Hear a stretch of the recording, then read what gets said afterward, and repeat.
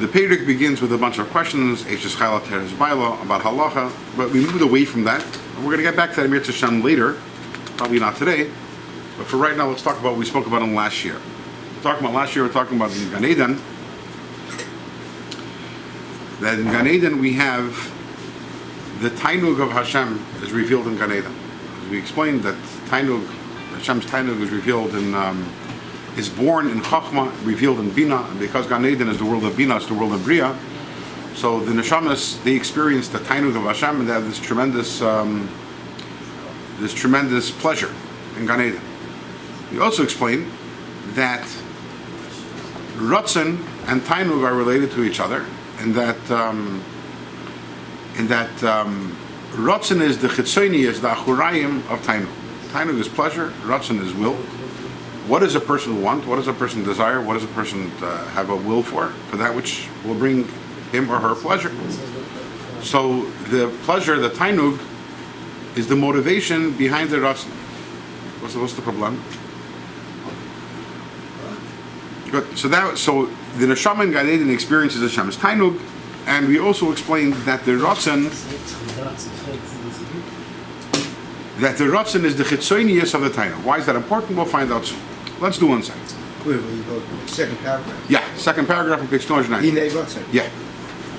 Hinei Ratzon al Yir Baruch Hu Hashem's Ratzon Mechuna v'Nikra V'fi Chachmi Emes is called by the Mekubalim, the Kabbalists, the mystics, when they talk about Hashem's Ratzon, B'Shem Keser Elyon. Hashem's Ratzon is called the Keser. Hashem's crown, the supernal crown. Uvoi, and in Hashem's crown, Uvoi Tarach Tafreish Chaf Amudei Er V'Chul, talk about the 620 pillars of light that are in Hashem's crown. So what's the number 620? What's the significance of the number 620? Is that 620 is the numerical value of the word Keser. The word Keser is 620. Tafreish Chaf. Pirush, what does this mean? What does it mean when we talk about that Hashem's His will is His Keser, Hashem's crown, and it contains within it the 620 pillars of light? Pirush derech mashal, by way of example. Just like you have pillars, bebeis choyma gadol. Imagine a huge home, a huge mansion, palatial home. So there are pillars holding it up. Nitzavim ba'aretz. The pillars, they're standing, they're based on the ground. Vereisham mechubar betikra, but their head, their top, is connected to the ceiling. So imagine we're talking about a big mansion, so we're talking about a very high ceilings, and you have pillars that go from the floor all the way to the ceiling. Kacha mamash al derech mashal, this is the same way, by way of example, Keser in the Baruch Hu, Hashem's supernal Keser, ulamayla mebechinas madrigas hachachma. It's at the ceiling, which is even higher than Chachma. Chachma, we know, is the first level of the Seder Hishtashlos, the first level of creation of worlds. And Hashem's Ratzon is even higher than Chachma, which is also, we see it by human being, that willpower is more important than, higher. The human hierarchy, willpower is higher than wisdom, than understanding. Sometimes we do things and they don't make sense. Why? Because we want to do them. So we see that the Ratzon is more powerful. So the same thing is by the Eibishter. Hashem's Ratzon is higher even than Chacham. V'hu keseres. The word keser comes. The word keseres means shehu machtir, something which crowns umakif alamechin shebereish. Just like the crown sits on top of the head, on top of the intellect. Shehem b'chinas Chabad. So the Ratzon, that's why it's called the crown, because just like a crown sits above the head, Ratzon is higher than Chachma, Ratzon is higher than the intellect. The Ratzon then is slabish, b'tayag mitzvahs ha-Torah.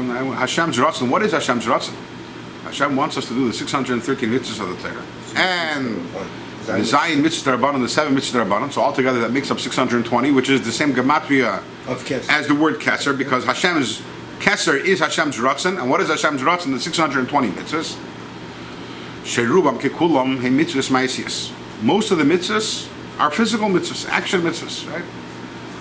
They involve ilam haza hagashmi. Why is that important?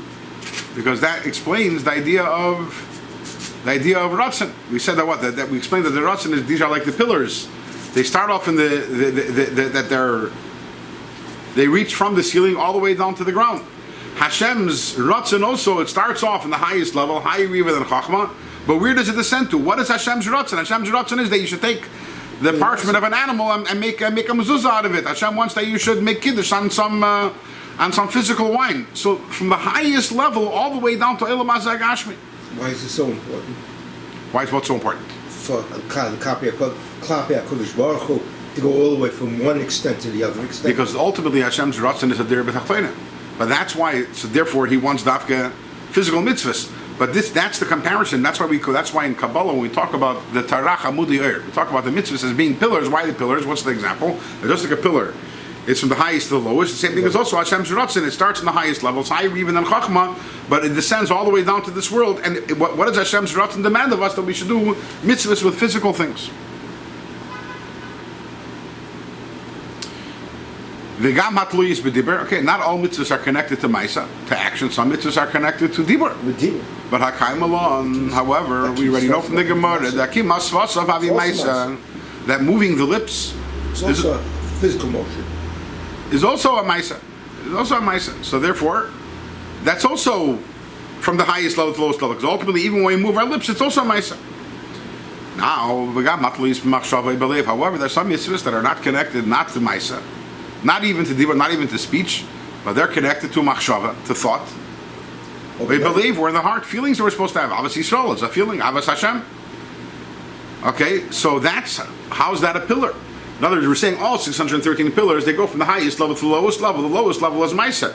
However, these mitzvahs, they don't come to Maisa. They're spiritual. So Alter Rebbe, nevertheless, Ha-mitzvah nitna lo-adam ha-gashmi shebe-elam hazeh dafka. The mitzvah is given to a physical person over here in this world. And shuhu bal bechira, a person who's a bal bechira. Lahatesh levavi l'toy v'chul, and a person can choose to make the right decision or the wrong decision. A person can choose to make the right decision or the wrong decision. So what does that mean? Mitzvahs are not given to malachim. Malachim are holy beings. Even the mitzvahs that are connected to machshava, and even the mitzvahs that are connected to the heart, they're also from the highest level to the lowest level, because ultimately those mitzvahs are intended only for human beings in Elam Hazeh Gashmi. Bali Bechira, and Bali Bechira is important. That means that they have a Yitzhahara. Because what makes us have Bechira? We have Bechira by virtue of the fact that we have Yitzhahara that tempts us to do otherwise. Because if you don't have Yitzhahara, there is no Bechira. Then obviously you can do the right thing. So it's the highest level to the lowest level. It's Hashem's Ratzon all the way to a person down here with Klippa with Yitzhahara. Mashaken for Hanashama B'lei Guf. If a neshama didn't have a guf, ein saruch u'tzavei, it wouldn't have to be commanded to have Avos Hashem. It wouldn't have to be commanded to have Avos Yisrael.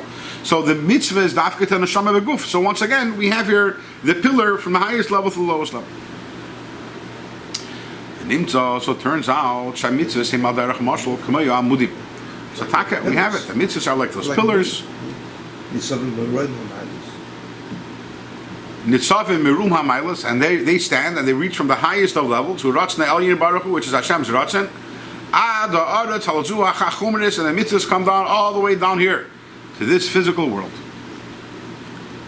And now the Alter Rebbe is going to add in something, a new idea, which is the first thing the Alter Rebbe said is the why are they pillars? Because they start from the heavens and they come all the way down to the earth. They start from the ceiling and go all the way down to the floor. And now the Alter Rebbe is going to tell us there's another reason why they're called pillars, but this is the opposite, which is that through the mitzvahs, they're pillars. Alter Rebbe is going to say they're like pillars that are hollow on the inside, and by going, it's like an elevator shaft, and you go in and it sucks you up. Nimtza shamitzvahs. Sorry, v'hein al derech mashal. And by way of example, the mitzvahs are k'moy ha'amudim chalulim. These are like pillars that are hollow. Shemakifin umalbishin nishmas ha'odam erucha einafshe. They encompass and they surround the neshama of the person, the ruach of the person, the nefesh of the person. Kishmekayim mitzvahs, when the person does these mitzvahs, v'derech hamudim elu, and by way of these pillars, eilen hanefesh ruach neshama shaloi. Your neshama is sucked up. They're like vacuums. It's hallowing. Ad Ruma Milas up to the highest level. Litzrer B'tzrer Achayim as Hashem, and this way to be connected to Hashem. It's like a chimney. Yeah. Pirush meaning that when the person goes up through these mitzvahs, the person is tied up and enclosed in the oir of the keser. What is the oir of the keser? As you mentioned, the keser is Hashem's ratzon. Vayidei levush zeh, and through this levush, yuchlu lachzis b'nayim Hashem. The neshama is able to see and experience the sweetness of Hashem, the tzachtzachis, the incredible pleasures, shalamayla mailas hakeser, which is even higher than keser, because tainug is, if Hashem's ratzon is keser, tainug is even higher. It is the pnimius of the ratzon. So this is where we're connecting that which we spoke about last week and this week. Now, or actually, last lesson and 2 lessons ago. Remember, we said that the neshama goes up to Gan Eden. The neshama has to experience the pleasure of Hashem. The problem is the pleasure of Hashem is way too intense, and a neshama can't experience it. So what did we say has to happen? We said the neshama has to have a hazmat suit, right? It has to have protective gear, a lavush, and through this lavush it is able to experience the tainug of Gan Eden. And what is this lavush? So as we explained last time, what is the lavush? A lavush has to come from, it has to be part of and come from the thing itself. Remember we spoke how it's like a vaccine. Right? That from that oil itself, from that light, there has to come something and come down all the way until it can become a lavush, and that can be the protective gear. So we explain that tainug is the pnimius of ratzon. So therefore, ratzon, because it is the chitzonius of tainug, and the mitzvahs are Hashem's ratzon. When we do a mitzvah, the mitzvah is a garment, and that allows us to be able to experience Hashem's tainug. Why? Because that is the lavush, that is the protective gear that allows us to experience Hashem's tainug in Gan Eden. So remember, why ratzon is a lavush for tainug? Because it's the chitzonius of the tainug. It's like the vaccine, which is a lesson. It's the chitzonius. What is ratzon? But then you get tainug from that. What is ratzon? Ratzon is motivated by the tainug. Ratzon is the outer layer of tainug. I have pleasure. That's the inner layer. And because of that, the outer layer is that I want that which will bring me pleasure. So the ratzon is the outer layer of the tainug. So therefore, the ratzon can be a lavush. That when a person does mitzvahs, and that goes back to what we spoke about a few classes ago. That we said that the Arizal says that the reason why we have 613 mitzvahs, because every single mitzvah is a garment for one limb of the neshama. So when the neshama goes up to Gan Eden, it should be able to experience the pleasure of Gan Eden. So now we understand we have 613 mitzvahs. Every mitzvah we do provides a garment for one part of the neshama, one aspect, one element of the neshama, to be able to experience Gan Eden. How we do all 613 if not negate to Kahan, Silberberg. Spoke about that 2 classes ago. Last class, we'll leave that alone for now. Okay.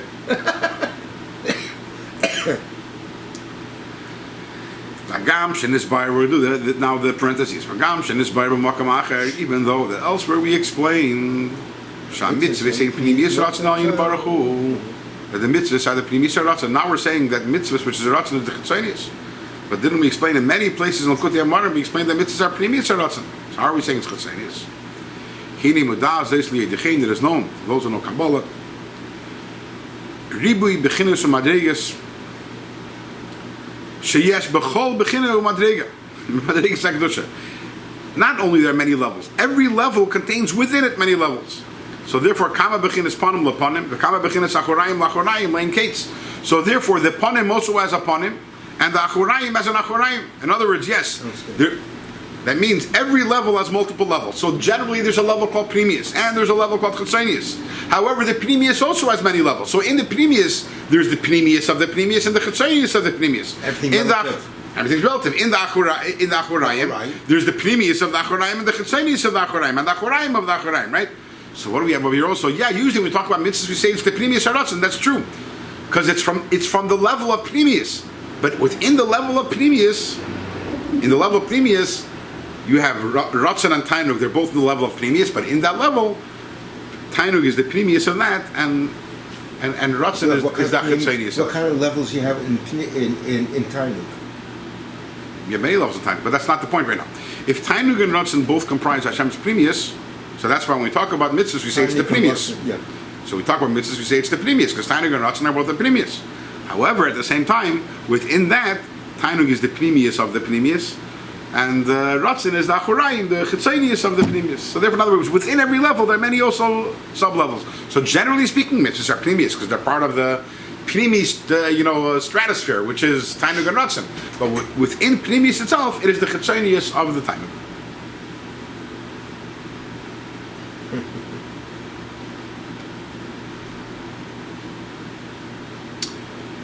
Now that I was going to address a question.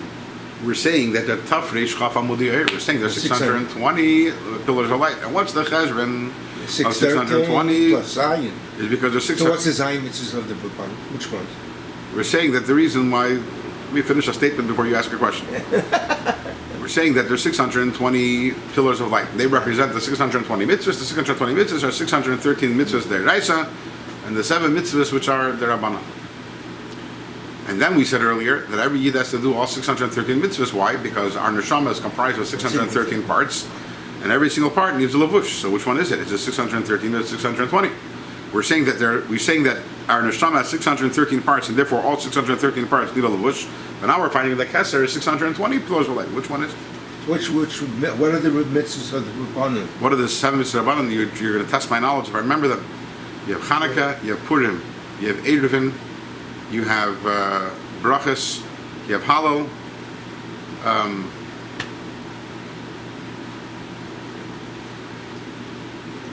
don't remember the other two offhand. These Zion mitzvahs, the Rabban was predestined all the way by the inception of the Bria. No.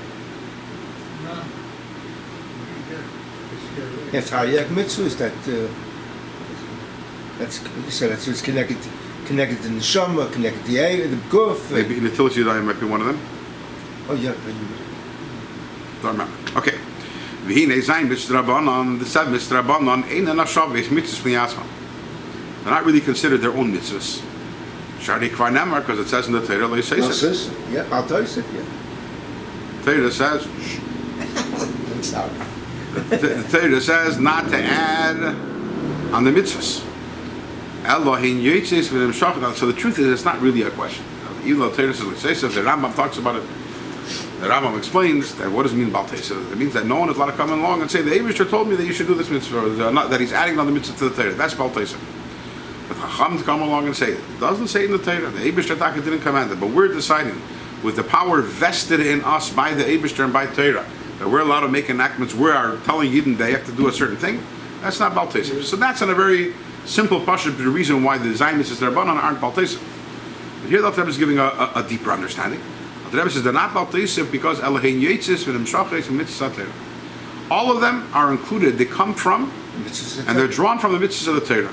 They're included in the number 613. Lahalbish tayag b'chines the koichish b'nerana adam, to provide the clothing for the 613 aspects of the neshama of the person. In other words, the inspiration for all of these mitzvahs come from the 613. The inspiration for the 7 come from the 613. For example, right? You have Hallel, mitzvah of Hallel. Good. How's it connected to the 613? Hallel means to give praise, and then you take how many mitzvahs in the Torah are based on are connected to giving praise. So what can you think of?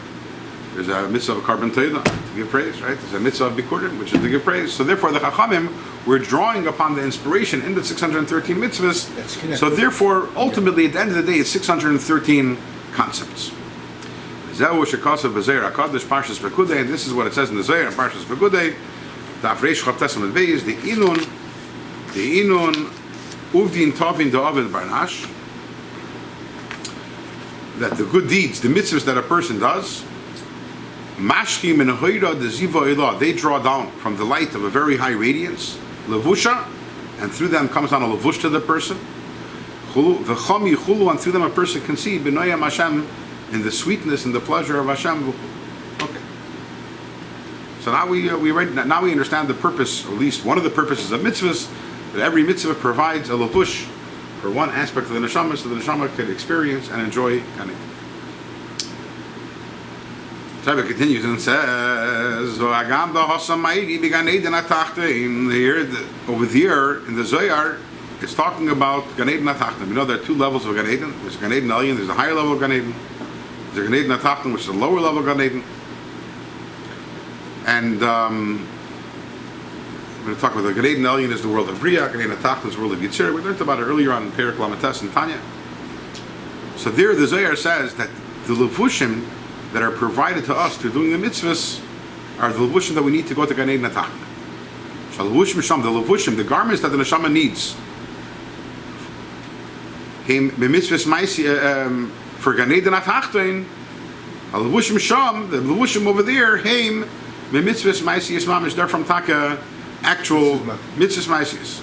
Ava, but the Zohar tells us the Gan Eden Elyon levushim heim miruusa v'kavana deliba. They come from the love that a person has, the kavana. The Eraisa when learning Torah of its leison during davening. Kamishakasid b'Zohar sham daf nishud, as it says in the Zohar daf nishud. So it turns out the neshama needs levushim both for Gan Eden Atachten and for Gan Eden Elyon. The levushim for Gan Eden Atachten are created through Mrs. Maisis. The levushim for Gan Eden Elyon are created through kavana and the avas Hashem. What's the problem with that? The problem is that we're saying it's not part of Tarek mitzvahs. The kavana and right. We're saying the levush comes from the ratzon. The ratzon is in the mitzvah. the mitzvah. There's no mitzvah for. So how does the kavana or the ava give me a levush? I thought that the levush has to be the ratzon, and the ratzon is the mitzvah maisis. So the Rebbe is going to give two answers to this question. Answer number one: Harei hakavana ikavanas eski b'teira l'shma. What is the kavana? The kavana is the kavana that you have when you're learning Torah l'shma ma'avas Hashem. You're doing it l'shma and you're doing it with ha'ava for Hashem. 1 second. Oh, mitzvahs talmud Torah yigam kim kol mitzvahs maisis. At the end of the day, so it's the kavana in learning Torah, and learning Torah is a mitzvahs maisis. Why is that actually mitzvah? Why? Because you're learning Torah, you have to articulate the words.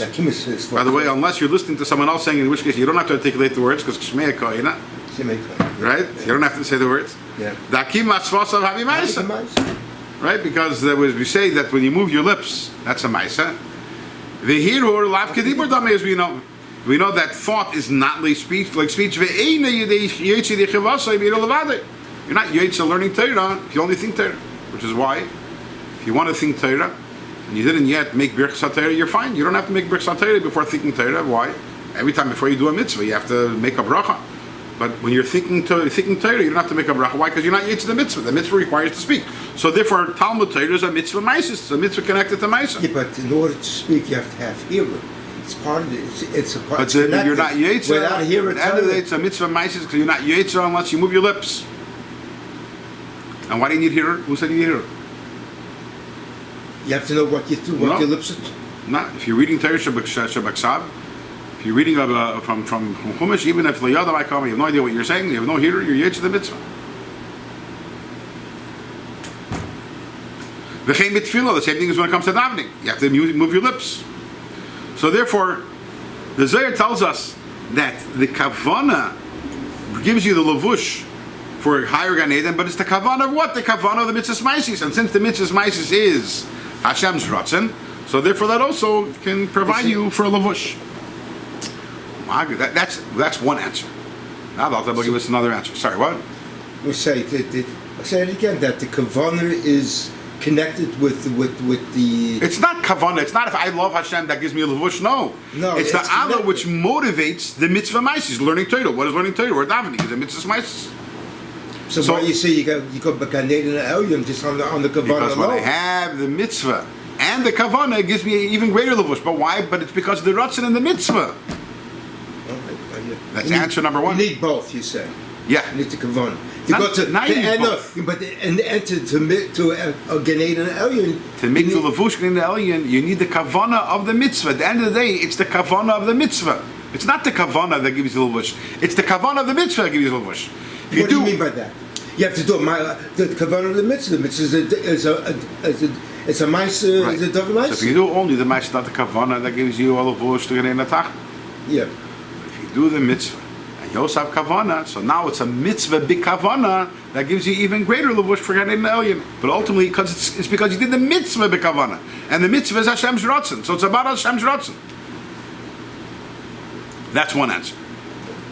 Magam. Now the Alter Rebbe is going to give another answer. Furthermore, Kimailas hakavana ala dibura ma'aseh.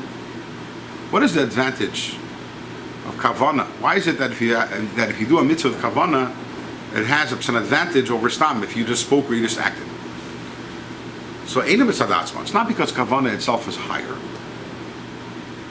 It's only because the order of the ratzon elyon, commission is barble, kuti amarim, chilek ala, pir klamet ches, ba'arichos, ayin sham. As explained in the kuti amarim, I'll explain in a second. Pir klamet ches. Take a look. So,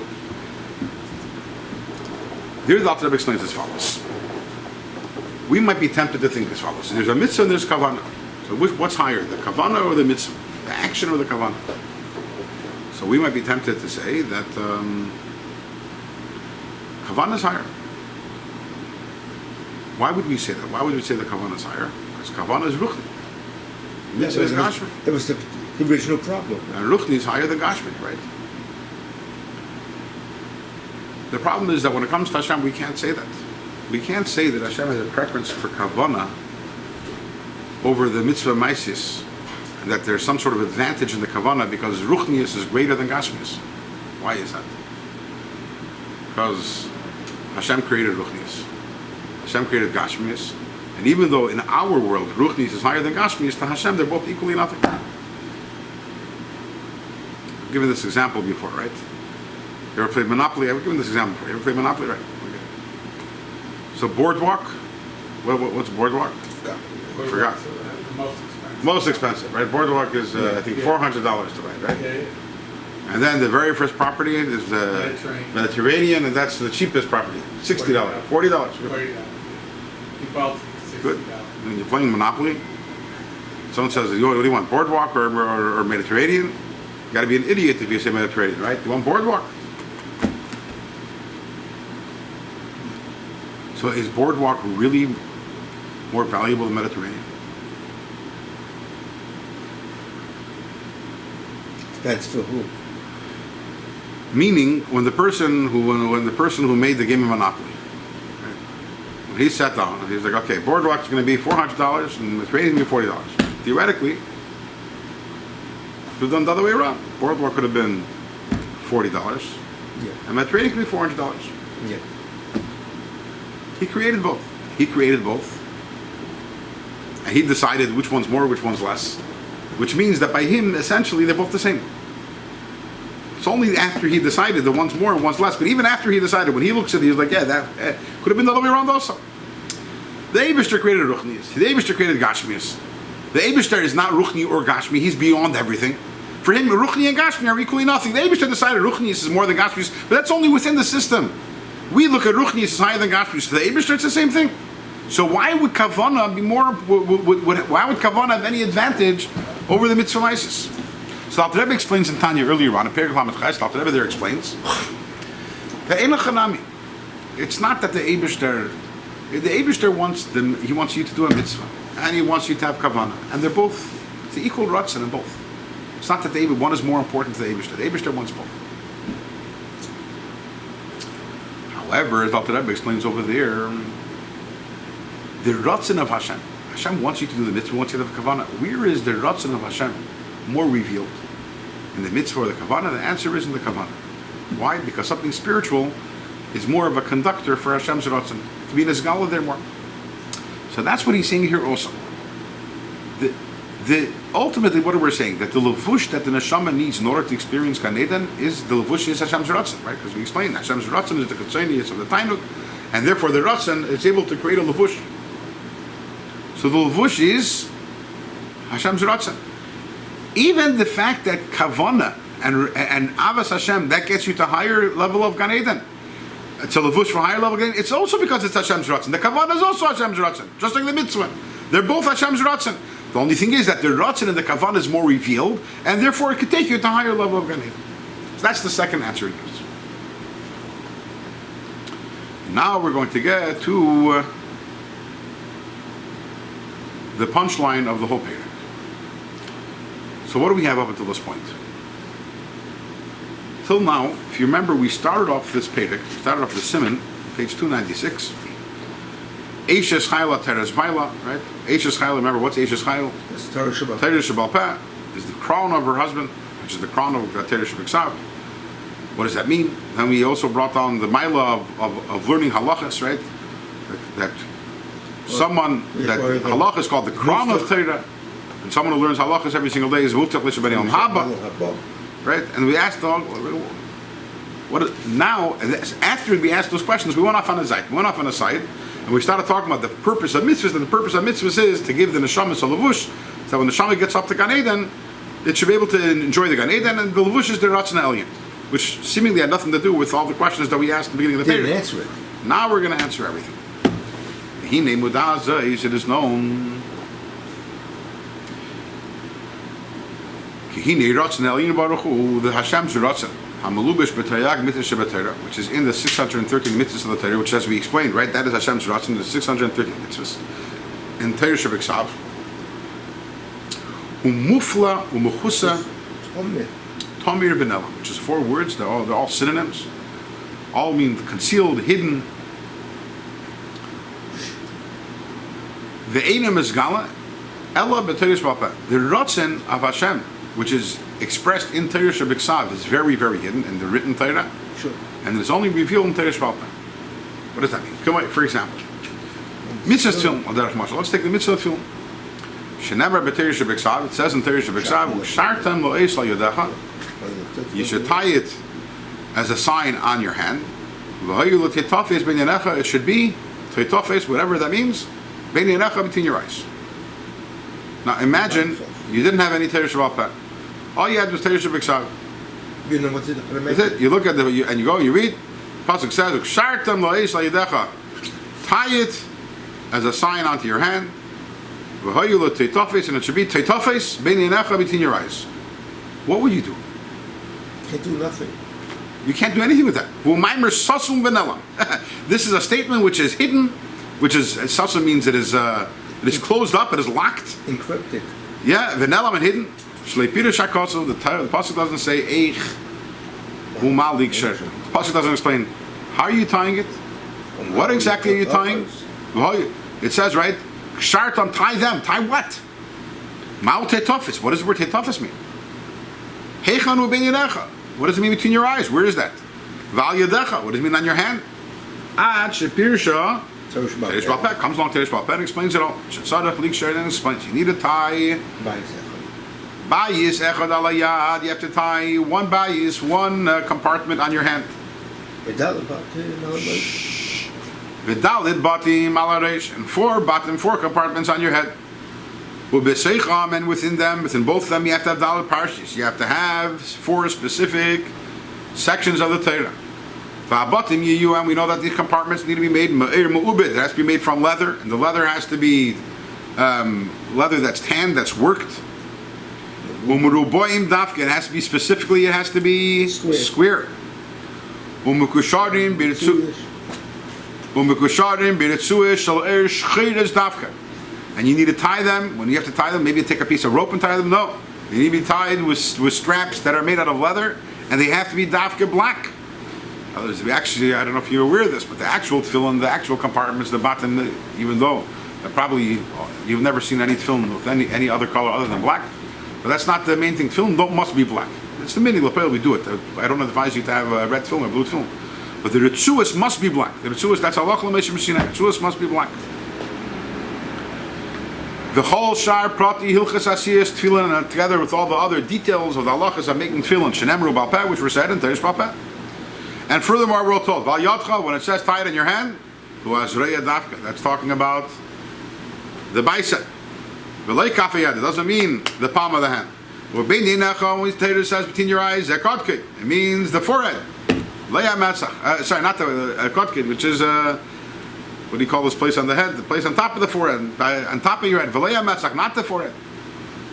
So this is just one example of where you see that the Eibishter is expressing his wish in Torah. He wants something, because the pasuk Shartam L'Seyedecha is clearly instructing us to do something, but what exactly it's instructing us to do, we have no clue. The same thing as all the other mitzvahs in the Torah. Whether it's the positive mitzvahs, the negative mitzvahs, in others, whether it's the mitzvahs when the Torah is telling us what to do, whether it's when the Torah is telling us what not to do, they are not clear. There is no mitzvah in the Torah. We can say that clearly. There's no mitzvah in the Torah which you can read the Torah Shebeksav, the mitzvah, and say, I know what to do. It doesn't exist. The only way that we know what the Eibishter wants is by learning Torah Shebeksav. So before we give an example of mitzvah, say a positive mitzvah, which is to wear tefillin. Now the Alter is going to give another example, mitzvahs laces. Let's talk a laces. You'd think, okay, when the Eibishter tells you what to do, you would think, okay, so there are a lot of details about what to do, and if without the Torah Shebeksav, we don't know what to do. But how about when the Torah says not to do something? That seems to be straightforward. The Torah says don't do something. What do we need Torah Shebeksav for? So let's use an example. Remember, b'Shabbos, regarding Shabbos, it says, Loi sasa malacha, don't do any work. Okay, imagine that you read, once again, imagine you Torah Sheba'al Peh, and you read, take out the Torah, and you read, it says on Shabbos, it's Loi sasa malacha, don't do any work. What am I not allowed to do? What am I not allowed to do? V'lei pirish mahi malacha. Torah doesn't explain what a malacha. But I'm curious. Imagine if you didn't have Torah Sheba'al Peh and you said Loi sasa malacha, don't do any work. What would you think? What am I not allowed to do? So Torah Sheba'al Peh explain this parish explains Shem Lam Mitas Malachas Hayidus. It's referring specifically to the 39 malachas that we're not allowed to do on Shabbos. V'loi tiltal avanim v'kodesh kvedis. Okay, it's a man. Sorry, of the kodesh kvedis. Now, I would say if the Torah says don't do work, I would say that if you have beams or rocks, heavy rocks, well, that's work. Yeah, heavy duty work. But that's not a malacha. Now, with the Rabbanan, you're probably not allowed to do it because the beams and the rocks are muktzah, but that's with the Rabbanan. Saying with the Reisa, you can carry, to your heart's content, you can carry heavy rocks and beams all day long Shabbos, and you did not violate the principle of L'sasa Malacha. But that once again goes to show us that what the Torah tells us is completely hidden unless we have some sort of context. The same thing, it's the exact same thing with all the mitzvahs. Whether it's a mitzvah, the positive mitzvahs, they're hidden. They're not revealed. Only through Torah Sheba'al Peh.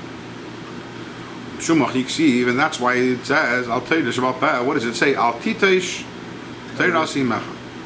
It says, do not abandon. What? The pasuk says, "Al titesh Torah Simecha." Do not abandon the Torah of your mother, and that's a reference to Torah Sheba'al Peh. Why is Torah Sheba'al Peh called Torah Simecha? Kameshikasa b'Zeir, as explained in the Zeir, Mishum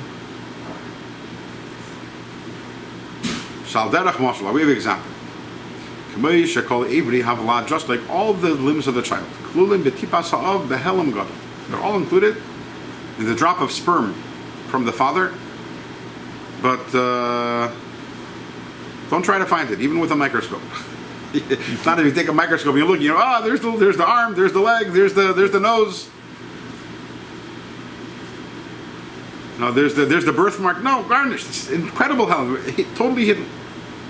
It is the mother who reveals all the details, all the limbs. V'leidasa, v'lad, shalom, when the woman gives birth to a complete child, right, with the 248 limbs and 365 sinews. Kacha mamish, the exact same thing. Kol ramach mitzvah all mitzvahs, the 248. Remember, they correspond. 248 positive commandments correspond to 248 limbs. The 365 negative commandments, they correspond to 365 sinews. So all of them, all 613 mitzvahs. They are revealed in Torah Sheba'al Peh. So the Torah Shebiksav is like the sperm. It's like the seed. It contains within it the helam. In a hidden way, it contains everything in Torah Sheba'al Peh. But it's all hidden. So the Torah Sheba'al Peh reveals the 613 mitzvahs, the 613 limbs, and that's why Torah Sheba'al Peh is called Torah's Imecha, the Torah of the mother. Because it's just like the mother reveals the same thing. Yeah. In the beginning of that pasuk, what's the beginning of the pasuk about Titesh Torah Simecha? The beginning of the pasuk is Shma Bini Musar Avicha. Listen to the teachings of your father. That's Koya Torah Shebiksav. That refers to Taka, the written Torah. The Nafka Mechachma Elah, which derives from Hashem's Chachma, Nikra B'Shem Av, which is called the father. Okay. So what have we established over here? We established that although there's Taka, the Ratzon Elyon is in Torah Shebiksav, but in Torah Shebiksav the Ratzon is very, very hidden. Where is the Ratzon of Hashem revealed? Where is the Ratzon of Hashem revealed? Is Nafka in Torah Sheba'al Peh. Now we're going to be able to answer all the questions that we started off the Perek with. Is that what Shekosov? And that's why the pasuk says, Eishes Chayil Ateres Ba'ela. That the Eishes Chayil, which is the wife, which as we said, the wife is Torah Shebiksav, is the crown of her husband. Why? Teirish B'Peh Hanikra Eishes Chayil. Teirish B'Peh is called Eishes Chayil, which by now we understand. The same reason why Teirish B'Peh is called Teiras Imecha, the Torah of your mother, is the Eishes Chayil. And what does Chayil mean? Chayil means an army. She's the woman Hamilido Mamedes Chayalas Harba. Teirish B'Peh gives birth to all the armies. Armies what? Armies of halachas.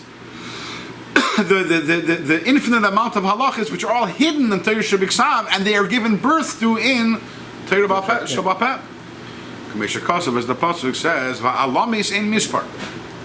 The pasuk in Shir Hashir, it says Va'alamis ein mispar, which literally means maidens without a number. And Chazal saying this, Al Tikri Alames Ela Elames. It's not Alames. Don't say that it means young girls. Ela Elames, worlds. And what does that mean? Elu halachas. These are the halachas, the less lane chushbana, that have no number. Meshakasav B'Tekunim is explained to Kunizer. In other words, there is no number to the amount of halachas. There is an infinite amount of halachas.